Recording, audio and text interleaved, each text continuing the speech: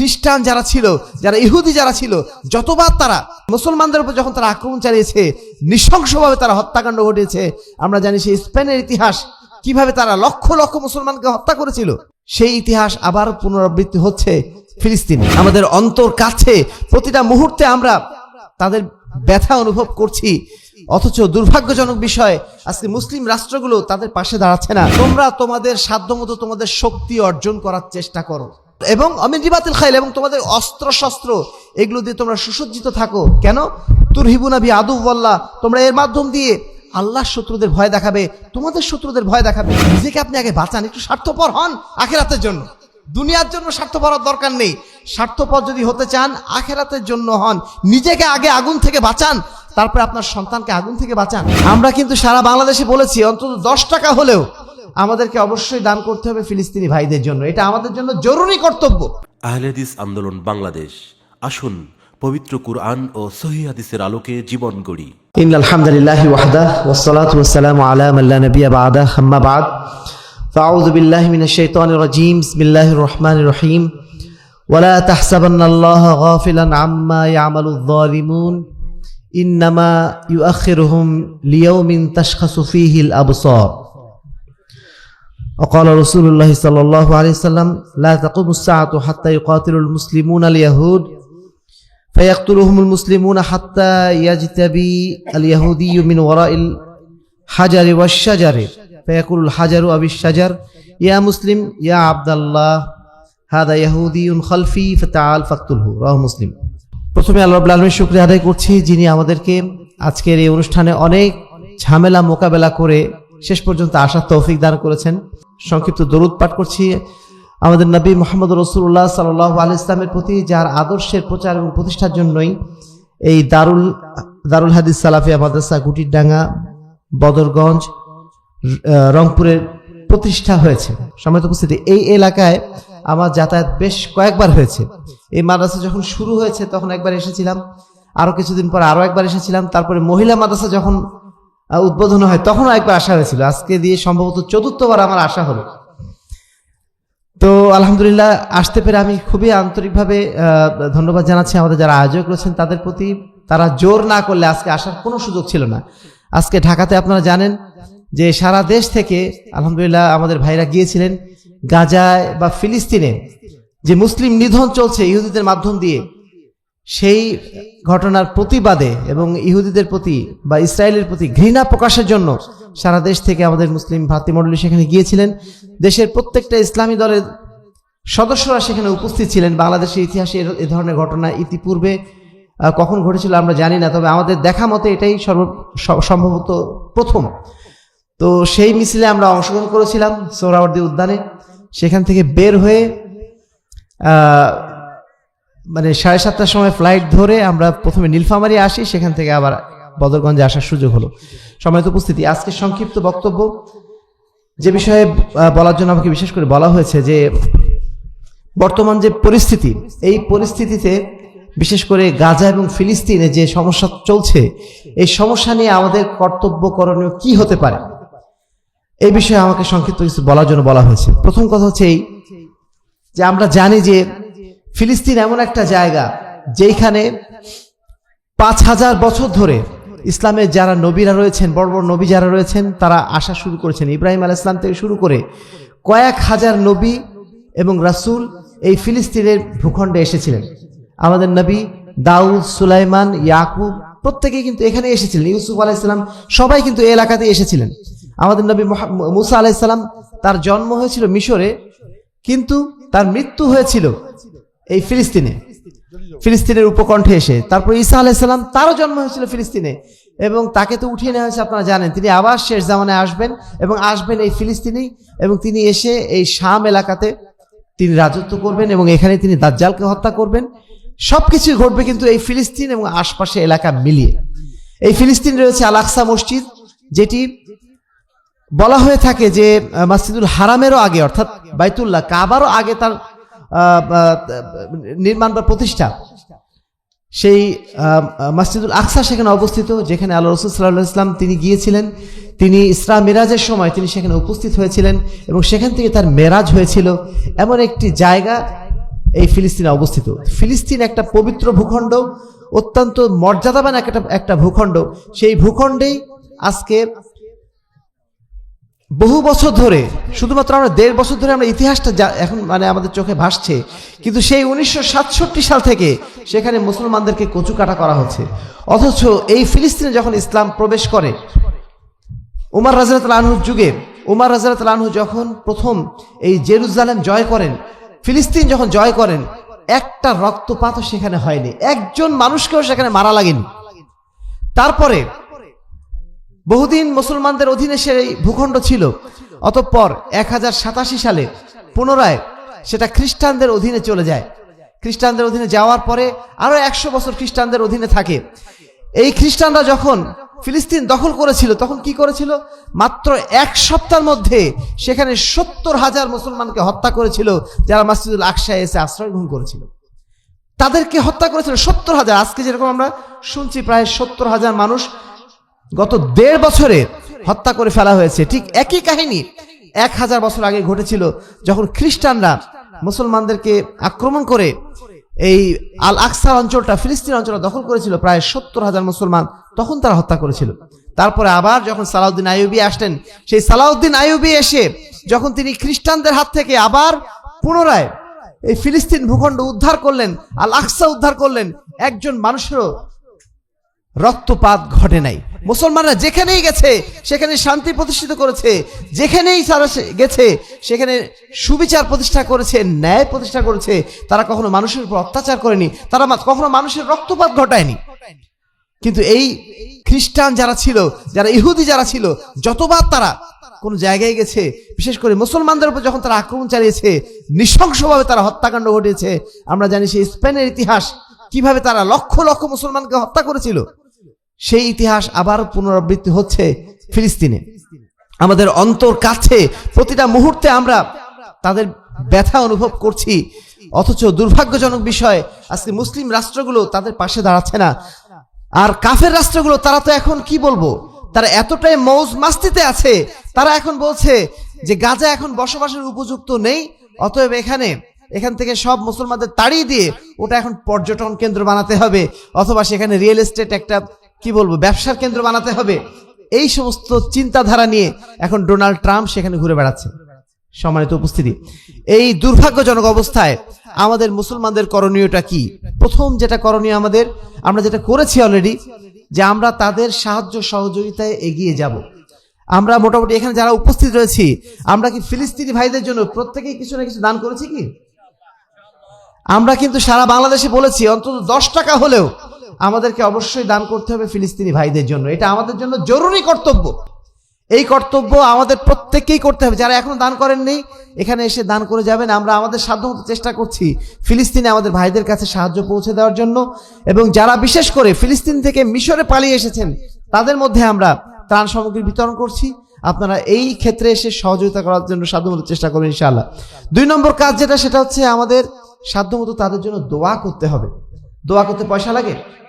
আল্লাহর কাছে দোয়া চাইতে হবে, আল্লাহ রাব্বুল আলামিন যেন তাদের উপরে এই গজবটা দ্রুত যেন শেষ করে দেন, এবং তাদের উপরে আজকে যারা এই লাঞ্ছনা চাপিয়ে দিয়েছে, তাদের উপর যে বর্বর নির্যাতন যারা করছে, আল্লাহ রাব্বুল আলামিন তাদেরকে যেন উচিত সাজা প্রদান করেন দুনিয়া এবং আখেরাতে।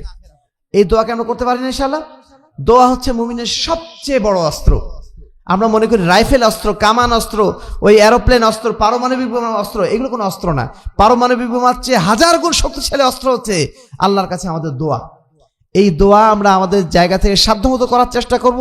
বিশেষ করে কুনুতে নাজিলা কি আপনারা পড়েছেন? আমাদের আহলে হাদিস সমাজে আলহামদুলিল্লাহ কুনুতে নাজিলা পড়ার প্রচলনটা আছে, মাযহাবী সমাজে কিন্তু এগুলো নাই।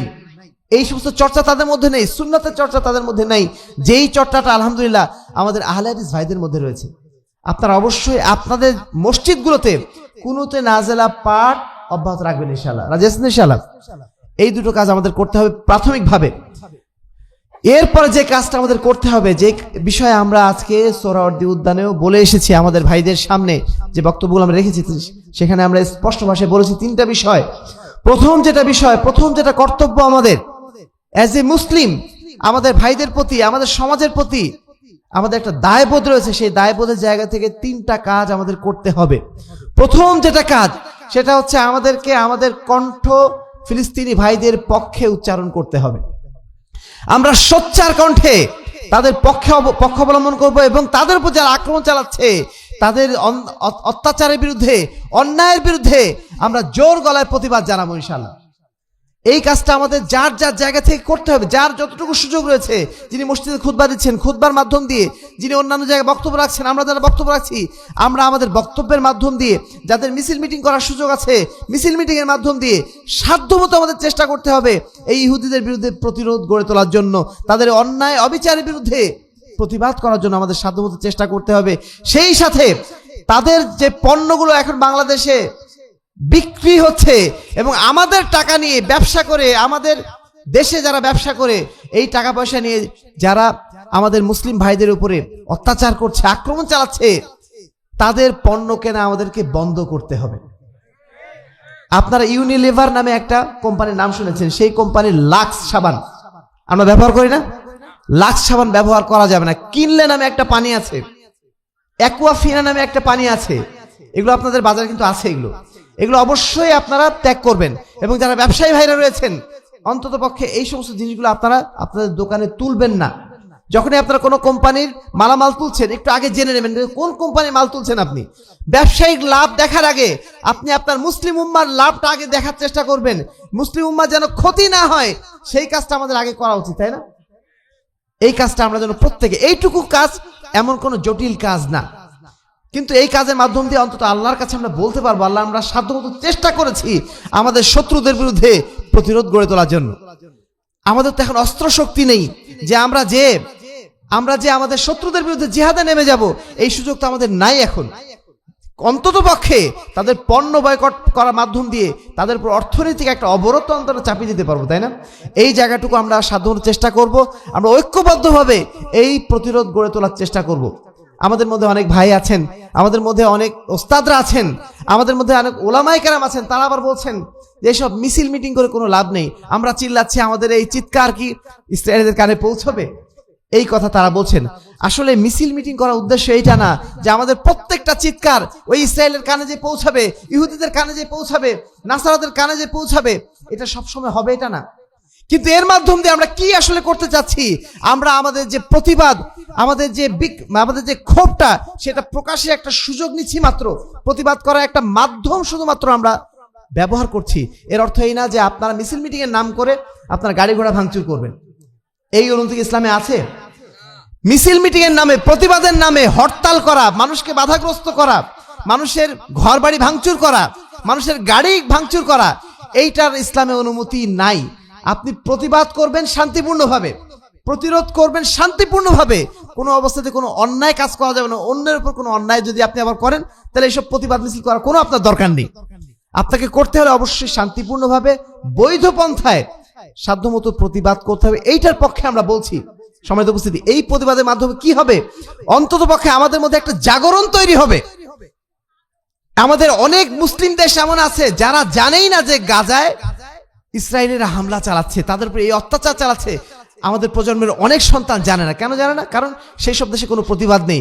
আমি শুনে আসলাম মিশরে আমাদের যে সমস্ত ভাইরা ত্রাণ বিতরণ করছেন, তারা বলছেন যে বাংলাদেশে এত মিছিল মিটিং হচ্ছে, এত প্রতিবাদ হচ্ছে, কিন্তু মিশরে আমরা কিছুই টের পাই না। মিশরে মানুষদের মধ্যে কোনো অনুভূতিই নাই যে তাদের পাশের দেশে গাজাতে যে এই ধরনের অত্যাচার হচ্ছে, তাদের কোনো অনুভূতি নাই। তাদের মসজিদগুলোতে কোনো প্রতিবাদ নেই, খুতবার মধ্যে কোনো বক্তব্য নেই, কিচ্ছু নেই। মনে হচ্ছে কিছুই হচ্ছে না পাশে। শুধু তাই না, যখন এই গাজাবাসীর জন্য ত্রাণ বিতরণ করা হচ্ছে, সেখানে গাজাবাসীরাও দাঁড়াচ্ছে, পিছনে আবার যারা মিশরের যারা লোকজন আছেন, গরিব লোকজন, তারাও আবার যে দাঁড়াচ্ছে। আমাদের যখন রোহিঙ্গাদের উপর রোহিঙ্গারা যখন বাংলাদেশে এসেছিল, আমরা সারা বাংলাদেশ থেকে যে তাদের জন্য আমরা ত্রাণ সামগ্রী নিয়ে গেছিলাম না? বাংলাদেশের প্রত্যেকটা এলাকা থেকে মানুষ সেখানে গিয়েছিল, তাদেরকে ত্রাণ বিতরণ করে এসেছিল। আমরা এমন কোনো রিপোর্ট পাইনি যে আমাদের বাংলাদেশিরা আবার যে রোহিঙ্গাদের সাথে লাইনে দাঁড়ায় তারা ত্রাণ সামগ্রী সংগ্রহ করেছে, এরকম কোনো রিপোর্ট কিন্তু আমরা পাইনি। কিন্তু সেই রিপোর্ট আমরা পাচ্ছি মিশরে। কারণ তাদের মধ্যে সেই আবেগ, সেই অনুভূতি, পার্শ্ববর্তী রাষ্ট্রের প্রতি তাদের যে মায়া মোহব্বত, এগুলো কিচ্ছু নেই। কারণ তাদের সেখানে নিশ্চয়ই সেই প্রচারণা নেই, সেই সতর্ক করার জন্য সচেতন করার মতো মানুষ হয়তো বা সেখানে নেই। তা আমাদের যে এই প্রতিবাদগুলো হচ্ছে, অন্যায়ের বিরুদ্ধে যে আমাদের যে প্রতিরোধগুলো হচ্ছে, এর মাধ্যম দিয়ে অন্ততপক্ষে আমাদের মধ্যে একটা জাগরণ তৈরি হচ্ছে না, আমাদের সমাজে বা আমাদের বিশ্বে আমরা কোনো অন্যায় দেখতে চাই না। এই অন্যায়ের বিরুদ্ধে আমাদের যে কণ্ঠ, এই কণ্ঠকে আল্লাহর কাছে পৌঁছাচ্ছেন ইনশাআল্লাহ, পৌঁছাচ্ছে। আমরা চাচ্ছি এই জিনিসটাই, যে আমাদের অন্যায়ের বিপক্ষে আমাদের মানে কণ্ঠস্বরটা এটা যেন মানুষের কাছে পৌঁছায়, এটা যেন আল্লাহর কাছে পৌঁছায়।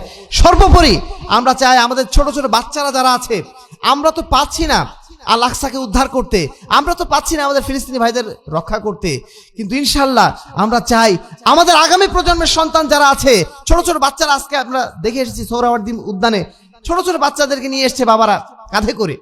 কেন নিয়ে এসেছে?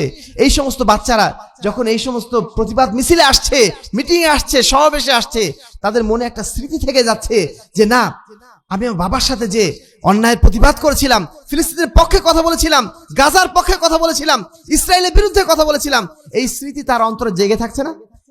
যখন সে বড় হবে তখন সেই স্মৃতি নিয়েই বড় হবে, সেই অন্যায়ের প্রতিবাদ সে করতেই থাকবে।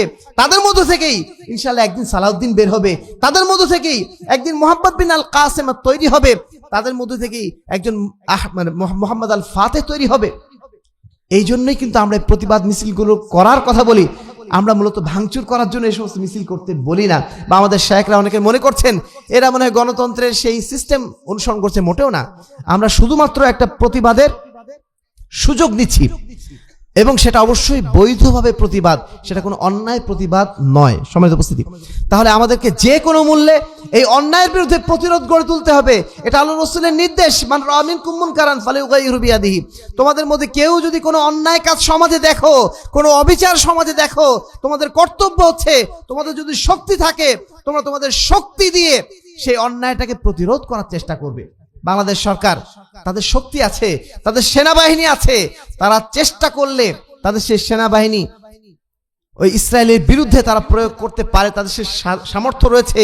সেই জন্য তাদের দায়িত্ব হচ্ছে ইসরায়েলিদের প্রতিরোধে এবং ফিলিস্তিনিদের পক্ষে এই শক্তিকে প্রয়োগ করা। যদি তারা সেটা প্রয়োগ করতে ব্যর্থ হয় বা না করে, সেজন্য তারা আল্লাহর কাছে দায়ী হবে। কিন্তু আমরা যারা সাধারণ মানুষ রয়েছি, আমাদের তো সেই সুযোগ নেই। তাদের জন্য আল্লাহ রাসূল কি বলছেন?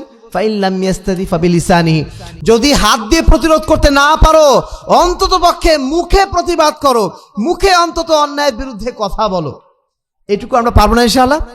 এই দায়িত্ব অন্তত আমাদেরকে পালন করতে হবে, না হলে তো শয়তানুন আখরাস হয়ে যাব, বোবা শয়তান হয়ে যাব আমরা।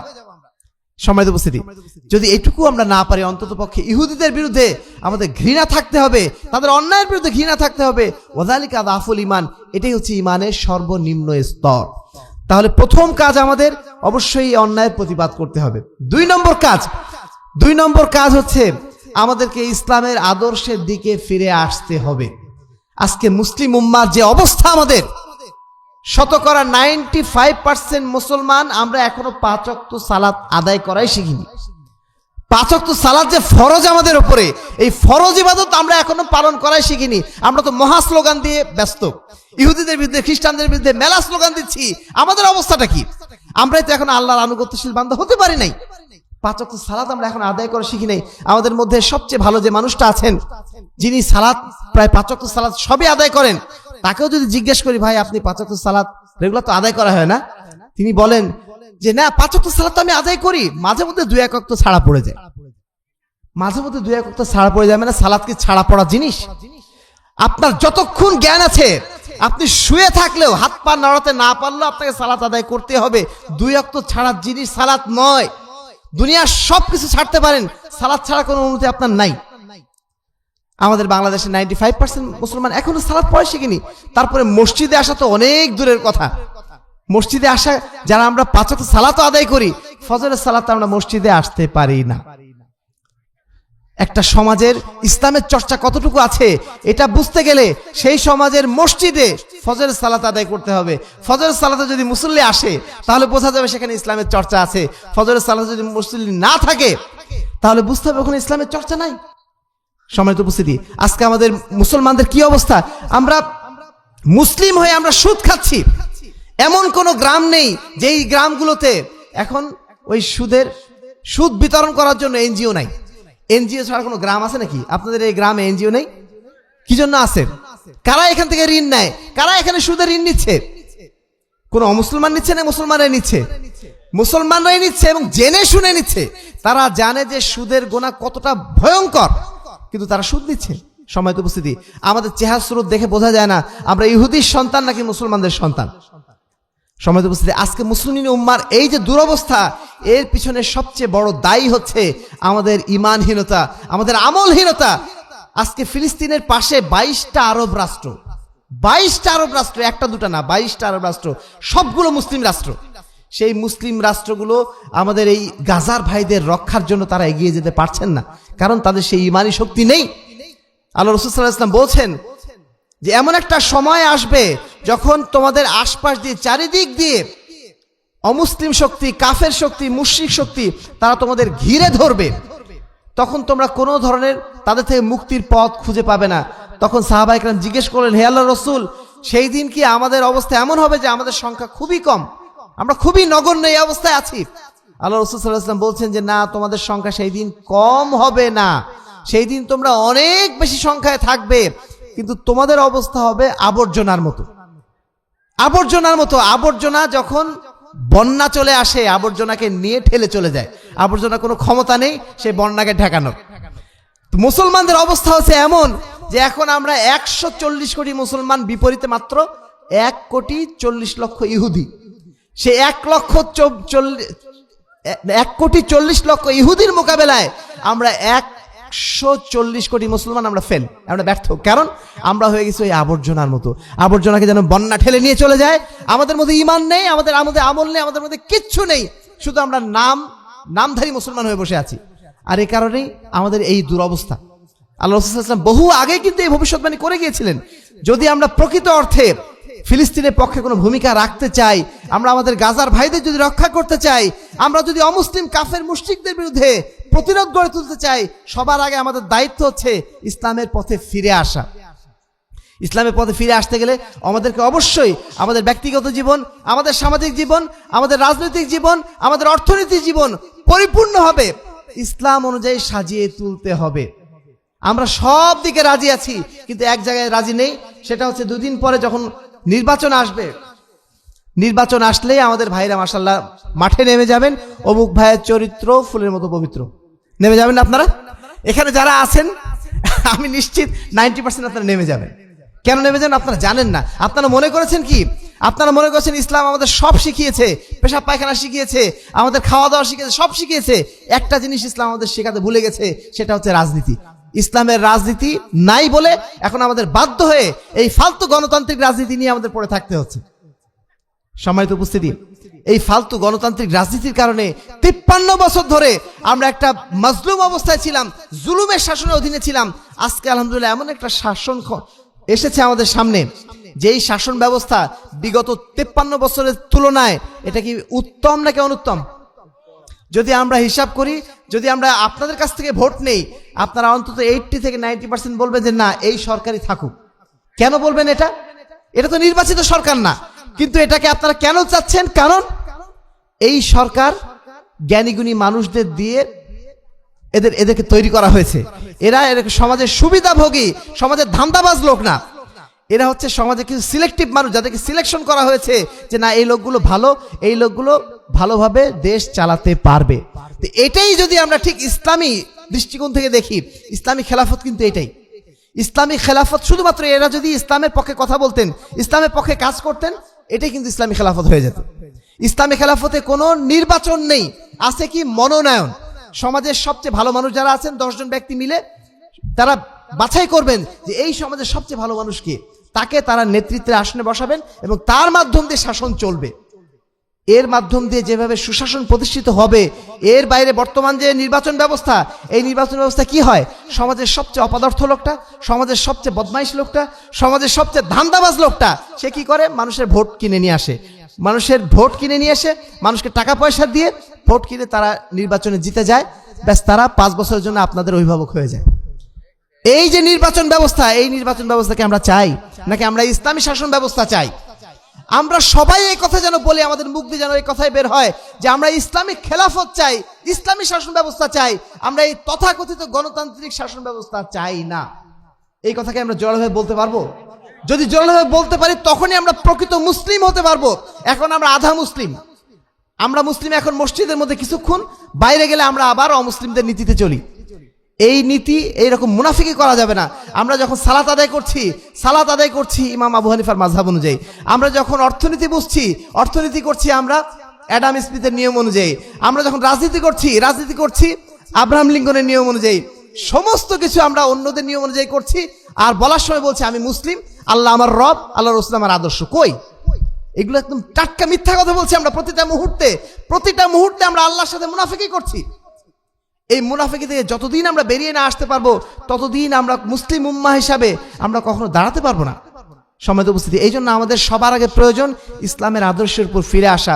এবং প্রত্যেকটা ক্ষেত্রে আপনি যদি একাই হন সমাজে, তবুও আপনি গণতন্ত্রের বিরুদ্ধে আপনাকে কথা বলতে হবে। আপনাকে অবশ্যই বলতে হবে আমরা ইসলামী খেলাফত চাই। এ কথা আপনি বলবেন না যে এই যুগে এসব চলে না। আমাদের অনেক ভাই বলেন, ভাই এইসব এই যুগে চলবে না, ওসব বলে কোনো লাভ নেই, বরং যা চলছে তাই চলুক। এই যা চলছে তাই চলুক, এটা হচ্ছে শয়তানের নীতি। আর আল্লাহর নীতি, রাসূলদের নীতি হচ্ছে সমাজে যা কিছু অন্যায় চলছে, অন্যায়ের বিরুদ্ধে ন্যায় প্রতিষ্ঠা করার নীতি। আমরা সেই ন্যায় প্রতিষ্ঠাকারী দলের সাথে থাকতে চাই। রাজি আছেন আপনারা ইনশাআল্লাহ? অন্তত রাজিটা থাকেন, পারেন না পারেন অন্তত এইটুকু যদি রাজিও থাকেন, তবু আল্লাহর কাছে বলা যাবে আল্লাহ আমরা চেষ্টা করেছি পারি নাই, এইটুকু অন্তত অবস্থান রাখেন।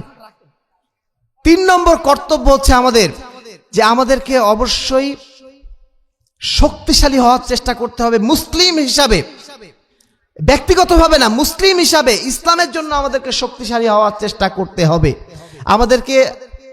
আমাদের শিক্ষা প্রতিষ্ঠান যেগুলো গড়ে তুলছি, আমরা এমন শিক্ষা প্রতিষ্ঠান গড়ে তুলবো যে শিক্ষা প্রতিষ্ঠান দেখে অন্যরা বলবে যে না, এই প্রতিষ্ঠানেই আমার সন্তানকে দিতে হবে। আমরা যারা ডাক্তার হয়েছি, আমরা হাসপাতাল দিয়েছি, আমাদের হাসপাতালগুলো যেন এমন নীতি নৈতিকতার সাথে, এমন আদর্শের সাথে প্রতিষ্ঠা করি যেন মানুষ বলতে বাধ্য হয় না আমাদেরকে ওই প্রতিষ্ঠানে যেতে হবে, ওই চিকিৎসালয়ে যেতে হবে, ওই হাসপাতালে যেতে হবে। এই রকম করে আমরা প্রত্যেকের দায়িত্বের জায়গা থেকে আমরা যদি আমাদের প্রতিষ্ঠানগুলো, আমাদের বিভিন্ন ধরনের জায়গাগুলো আমরা যদি শক্তিশালীভাবে করার চেষ্টা করি, তাহলে ইনশাআল্লাহ আমরা কাফেরদের বিরুদ্ধে বিজয়ী হতে পারবো। আমাদের এখন শিক্ষা প্রতিষ্ঠান নেই, আমাদের এখন মিডিয়া নেই, কিচ্ছু আমাদের নিয়ন্ত্রণে নেই, আমরা এখন অপদার্থ হয়ে বসে আছি। সম্মানিত উপস্থিতি, বাংলাদেশের প্রেক্ষাপটে দেখুন, বাংলাদেশের সবচেয়ে ভালো কলেজ কোনটা? Notre Dame college. এই নটরডেম কলেজ কারা চালায়? কোনো মুসলমান চালায় না খ্রিস্টান চালায়? খ্রিস্টান চালাচ্ছে। বাংলাদেশে মেয়েদের একটা ভালো স্কুল আছে, সেটার নাম হচ্ছে Holy Cross school, college school, খ্রিস্টানদের স্কুল। আপনারা দেখবেন যত বড় বড় বাংলাদেশের নাম করা স্কুল কলেজগুলা সব হিন্দুদের নামে অথবা খ্রিস্টানদের নামে। Edward college, Pabna Edward college, Edward কার নাম? কোন মুসলমানের নাম? এইভাবে দেখবেন সব জায়গাতে অমুসলিমরাই এগিয়ে আছে, শিক্ষা দীক্ষার ক্ষেত্রে, মিডিয়ার ক্ষেত্রে, সব জায়গায়। আমরা মুসলমানরা কোথায়? আমরা শুধুমাত্র দোয়া করার মধ্যে ব্যস্ত, আর কি এই দুর্নীতিগ্রস্ত মানুষদের নিয়ে আমরা ব্যস্ত। সম্মানিত উপস্থিতি, আজকে যে মাদ্রাসার নাম দারুল হাদিস সালাফিয়া মাদ্রাসা গুটির ডাঙ্গা, যে মাদ্রাসাটা প্রতিষ্ঠিত হয়েছে, এই মাদ্রাসা আমরা মনে করি এই সমাজকে ইসলামের সঠিক রূপের উপরে সুপ্রতিষ্ঠিত করার জন্য একটা মাদ্রাসা। এই মাদ্রাসাকে শক্তিশালী করার দায়িত্ব আমাদের সবার। আমাদের এলাকায় ব্রাকের স্কুল আছে, আমাদের এলাকায় নুরানি মাদ্রাসা আছে, আমাদের এলাকায় প্রাইমারি স্কুল আছে। এই সমস্ত স্কুল মাদ্রাসা যেগুলো আছে, সেখানে কি ইসলামের সঠিক শিক্ষা দেওয়া হয়? ওই সমস্ত জায়গা শক্তিশালী করে কোনো লাভ নেই। শক্তিশালী যদি আমরা করতে চাই, এই মাদ্রাসাগুলোকে শক্তিশালী করতে হবে আর্থিকভাবে, সামাজিকভাবে, সব দিক দিয়ে। এই প্রতিষ্ঠানগুলো এগিয়ে নেওয়ার দায়িত্ব আমাদের সবার। আমাদের মধ্যে যাদের আর্থিক সক্ষমতা আছে, তাদের প্রতি আমাদের বিনীত অনুরোধ থাকবে, আপনি যদি একটা বাড়ি বানান, এমন বাড়ি যে 5টা রুম বানিয়েছেন, আপনি আপনার একটা রুম অন্তত পক্ষে মাদ্রাসার জন্য বানানোর চেষ্টা করেন। কারণ ওই মাদ্রাসায় পড়বে কারা? আমাদের সন্তানরাই পড়বে। ওখানে পড়বে কারা? আমাদের নাতি নাতনিরাই পড়বে। আপনি যদি একটা বাড়ি বানান, 5টা রুম বানিয়ে একটা বিশাল বাড়ি বানিয়েছেন, আপনি চিন্তা করছেন আপনার সন্তানরা এখানে থাকবে। 2 দিন পরে দেখবেন আপনার ওই সন্তান হয় রংপুর শহরে থাকবে, আর না হলে পাবনা শহরে থাকবে, আর না হলে ঢাকা শহরে থাকবে, আর না হলে বিদেশে চলে যাবে। ওরা কখন আসবে? বছরে একবার একটু বেড়াতে আসবে, ঈদের সময়। এই সময়টুকুর জন্য আপনি বিশাল একটা বাড়ি বানিয়ে রেখেছেন, কোনো লাভ হচ্ছে না। আমি কি বলবো, এখন শহরের যে অবস্থা, পাকিস্তানে আমি দীর্ঘদিন ছিলাম, সেখানে দেখেছি পুরো ইসলামাবাদ শহরে প্রায় 80% বাড়ি সব খালি বাড়ি। বিশাল বিশাল রাজপ্রাসাদ বানিয়ে রেখেছে, থাকার লোক নাই। কোথায় থাকে? ব্রিটেনে থাকে, আমেরিকায় থাকে। সারা বছর একবার আসে অথবা 3-4 বছরে একবার আসে। কারা থাকে? কেয়ারটেকাররা থাকে। এই সমস্ত বাড়ি যে আপনারা বানাচ্ছেন এত বিশাল বিশাল সাইজ করে, কি লাভটা হচ্ছে? আপনি যখন বাড়ি বানাচ্ছেন একটু মাথায় চিন্তা রাখুন, আমার এলাকায় সহিহ আকীদার মাদ্রাসা কোনটা আছে, সেখানে আমি একটা রুম অন্তত বানিয়ে দিই। এই রুমটা আপনি যে বানিয়ে দিলেন, এটা আপনার জন্য সাদাকায়ে জারিয়া হয়ে গেল। এইটার মাধ্যম দিয়ে এলাকার মানুষরা উপকৃত হলো, আপনার সন্তানরা, আপনার নাতি নাতনিরা উপকৃত হলো। এটাকে আমার জন্য বেশি লাভজনক হচ্ছে না? বাড়ি বানিয়ে ফেলে রেখে লাভটা কি হলো? যেই বাড়িটা আপনি ফেলে রাখার জন্য বানাচ্ছেন, ওটা আপনার নিজেরও বাড়ি না, ওটা আপনার সন্তানদের জন্য আপনি বানিয়েছেন, যেটা অ্যাকচুয়ালি আপনার নিজেরও কোনো কাজে লাগবে না। আমরা আসলে দুনিয়ার ব্যাপারে স্বার্থপর হই, আখিরাত নিয়ে আমরা কেউ স্বার্থপর হতে চাই না। আপনি শুধুমাত্র চিন্তা করেন আপনার সন্তান কি খাবে, আরে আপনার কি অবস্থা হবে কাল কিয়ামতের ময়দানে, এটা আপনি চিন্তা করবেন না?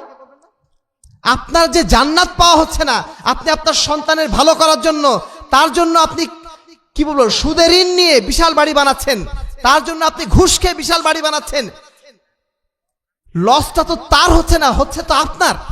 আপনার তো লস হচ্ছে, আপনি তো জাহান্নামে চলে যাচ্ছেন। আপনার সন্তানকে জানাতে পাঠিয়ে আপনার লাভটা কি? আপনার সন্তানকে খুব ভালো রেখে আপনার লাভটা কি হলো? নিজেকে আপনি আগে বাঁচান, একটু স্বার্থপর হন আখিরাতের জন্য। দুনিয়ার জন্য স্বার্থপর হওয়ার দরকার নেই। স্বার্থপর যদি হতে চান আখিরাতের জন্য হন। নিজেকে আগে আগুন থেকে বাঁচান, তারপরে আপনার সন্তানকে আগুন থেকে বাঁচান। সম্মানিত উপস্থিতি, যে বিষয়টি বলছিলাম যে মুসলিম হিসেবে আমাদের শক্তিশালী হতে হবে। প্রত্যেক জায়গা থেকে আমরা যেন দক্ষ হওয়ার চেষ্টা করি। আমরা যারা পড়াশোনা করছি, আমাদের স্টুডেন্টরা শুধুমাত্র পড়াশোনা করে সার্টিফিকেটের জন্য। কেন ভাই? একটু কষ্ট করে আপনি পড়াশোনা ভালো করে শিখুন। আপনার এই মেধা দিয়ে আপনার উম্মতকে, মুসলিম উম্মাকে খেদমত করার চেষ্টা করুন। আপনি মুসলিম উম্মার জন্য একটা কি বলবো, অথর্ব জিনিস হয়েন না আপনি। আজকে বাংলাদেশে শোনা যায় যে শিক্ষিত বেকার। পৃথিবীতে কোনো দেশে শিক্ষিত বেকার নামে কোনো শব্দ পৃথিবীতে নাই। আমাদের সন্তানরা কেন শিক্ষিত বেকার হচ্ছে? কারণ এরা শুধু সার্টিফিকেটের জন্য পড়াশোনা করে, বছরে শুধু পরীক্ষার সময়টা একটু পড়ে, সারা বছর আর খোঁজ নাই। কেন এসব করেন আপনারা? যেই পড়াশোনা করছেন একটু মনোযোগ দিয়ে পড়াশোনা করার চেষ্টা করুন, অথবা যেই পড়াটা আপনার কাজে লাগে ওই পড়াশোনা করুন, করে আপনার উম্মতের খেদমত করেন। আপনি টাকা পয়সা ইনকাম করেন সমস্যা নেই। টাকা পয়সা ইনকাম করে আপনি দান খয়রাত করেন, বড় বড় প্রতিষ্ঠান গড়ে তোলেন, বড় বড় মিডিয়া গড়ে তোলেন। আপনার চিন্তাধারা এত ছোট কেন? আপনি কেন বেকার হয়ে বসে আছেন? বেকার হয়ে বসে আছেন তা আপনার নিজের দোষে। কেন আপনি শিখছেন না? আমরা এখানে যারা যুবক শ্রেণী আছেন, যারা মুরব্বী আছেন, প্রত্যেকের প্রতি আমাদের অনুরোধ থাকবে, যার যার জায়গা থেকে আপনারা শক্তিশালী হওয়ার চেষ্টা করুন। উম্মতের কল্যাণে, নিজের কল্যাণে না বা দুনিয়ার জন্য না, আখিরাতের জন্য এবং উম্মতের কল্যাণের জন্য আসুন আমরা শক্তিশালী হওয়ার চেষ্টা করি। আল্লাহ বলছেন, ওয়া আইদু লাকুম মাস্তাতাতুম মিন কুওয়া ওয়া মিন রিবাতিল খাইল তুরহিবুনা বি আদুওয়াল্লাহ ওয়া আদুওয়াকুম। আল্লাহ বলছেন, তোমরা তোমাদের সাধ্যমতো তোমাদের শক্তি অর্জন করার চেষ্টা করো।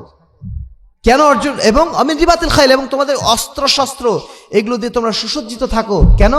তুরহিবুনা বি আদুওয়াল্লাহ, তোমরা এর মাধ্যম দিয়ে আল্লাহর শত্রুদের ভয় দেখাবে, তোমাদের শত্রুদের ভয় দেখাবে। শক্তিশালী হওয়ার জন্য আল্লাহ রাব্বুল আলামিন আমাদেরকে বারবার বলেছেন, আল্লাহ রাসূল বলছেন, আল মুমিন আল কাওয়ি খায়রুম মিনাল মুমিন আদ দাঈফ। একজন শক্তিশালী ঈমানদার ব্যক্তি একজন দুর্বল ঈমানদার ব্যক্তির চেয়ে আল্লাহর কাছে বেশি প্রিয়।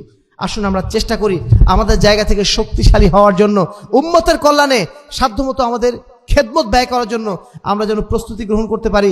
আল্লাহ রাব্বুল আলামিন সেই তৌফিক যেন আমাদেরকে দান করেন। সম্মানিত উপস্থিতি, 12টা বেজে গেছে, আমি আর সময় বেশি নেব না। 3টা বিষয় বলতে চেয়েছিলাম। যদি আমরা ফিলিস্তিনকে মুক্ত করতে চাই, গাজাবাসীদেরকে যদি আমরা উপকার করতে চাই, 3টা কাজ করতে হবে।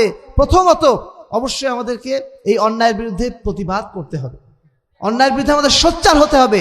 2 নম্বর, আমরা নিজেরা যেন ইসলামের আদর্শে ফিরে আসার জন্য সাধ্যমতো চেষ্টা করি। যাদের দাড়ি নেই দাড়ি রাখেন, যাদের টাকনের উপরে কাপড় নেই কাপড় উঠাই দেন। ছোট্ট ছোট্ট কাজগুলো অনেক গুরুত্বপূর্ণ। যারা এখনো পর্দা করেন, আমাদের নারীরা পর্দা করা শুরু করেন। প্রত্যেকের জায়গা থেকে ইসলামের আদর্শের দিকে ফিরে আসেন, দেখবেন আপনি একজন শক্তিশালী ইমানদার ব্যক্তি হয়ে যাবেন এবং আপনার দ্বারা সমাজ উপকৃত হবে। সর্বশেষ, আমরা যেন যার যার পেশায়, আমরা যার যার জায়গা থেকে সর্বোচ্চ দক্ষ হওয়ার চেষ্টা করি। মুসলিম উম্মার খেদমতের জন্য যেন আমরা প্রস্তুত হয়ে যাই, তাহলে ইনশাআল্লাহ আমরা এই সমাজের প্রকৃত খাদেম হতে পারবো। ফিলিস্তিনকে উদ্ধার করার জন্য নিজেদেরকে আমরা যোগ্য করে গড়ে তুলতে পারবো। আল্লাহুম্মা আমিন ওয়া আখির দাওয়ানা আলহামদুলিল্লাহি রাব্বিল আলামিন। আসসালামু আলাইকুম ওয়া রাহমাতুল্লাহি ওয়া বারাকাতুহু।